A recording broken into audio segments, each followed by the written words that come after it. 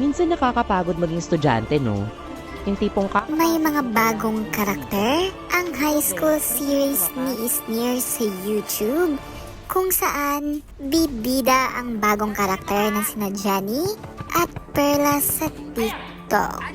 Kaya confirm na dahil nag-viral ang kanilang picture together na nakasuot ng uniform kung saan kaparehong uniform na makikita sa high school series ni Isnir.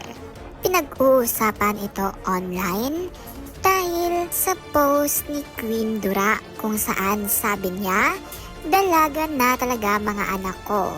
Mag-aral ng mabuti ha. Mahal kayo ni Papa. Magkikita-kita din tayo pag-uwi ko ng Pinas." Sabay post ng kanilang screenshot na message.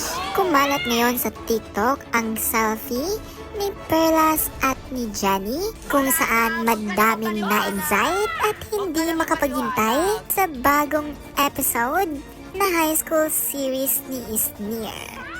Sakas yung kamay!